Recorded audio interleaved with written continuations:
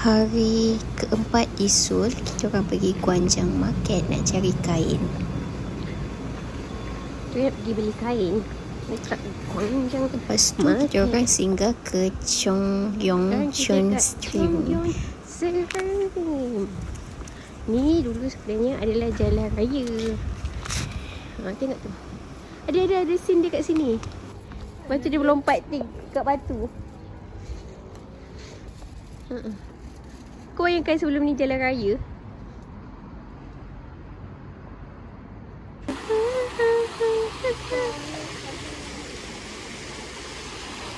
Lepas tu kita orang pergi Seongsu nak cari barang dan nak pergi Jeondu Salt Bread. Ni jangan beratur lah. Harga salt bread ni 4 dalam 12,000 won. Cepat dia dapat makan giant masa-masa. Berbaloi tak dengan harga? Seongsu macam tempat local brand, dan kalau ada pop-up ni memang akan buka di Seongsu. Kalau aku dia masin sebab butter dia dah masin. Bukan dia pun masin. Tapi okey lah, lembut, dia lembut. Kalau ada isi dah sedap. Lepas pergi Seongsu, kita orang pergi makan dekat Itaewon Halal Guys. Kita orang pernah makan dulu dekat New York 9 tahun lepas.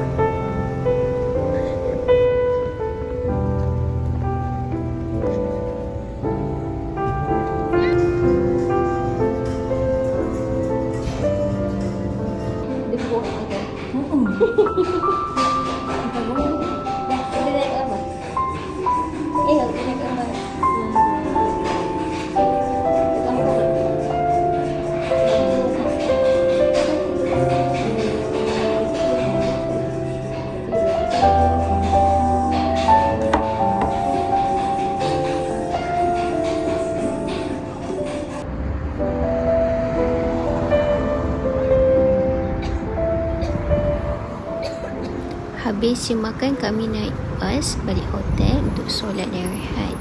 Petang nanti baru ke Myeongdong sekali lagi. Dekat Myeongdong kita orang pergi dari 12 tingkat. Tips dia naik lift pergi ke tingkat 12, lepas tu turun naik tangga. Lepas tu kita orang berpecah sebab nak cari barang masing-masing dan balik minum kopi.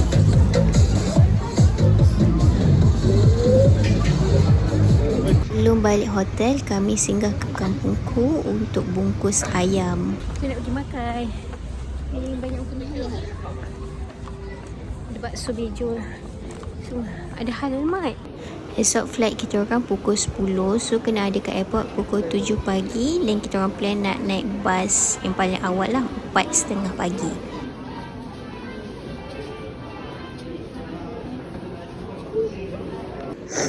Bye-bye. Bye-bye bilik. Bye bilik. Thank you for all the... Ini tengah tunggu bas berdekatan dengan hotel. Kalau nak bayar airport bus, boleh guna T-Money dan cash sahaja. When it hurts, but it hurts so good, do you take it? Do you break it off? When it hurts, but it hurts so good, can you say it? Selesai check-in dan immigration, kita orang pun pergi makan kat food court. Ada kedai halal, nama dia Tauban. Balik tu kita orang naik Vietnam Airlines, transit di Ho Chi Minh selama 2 jam.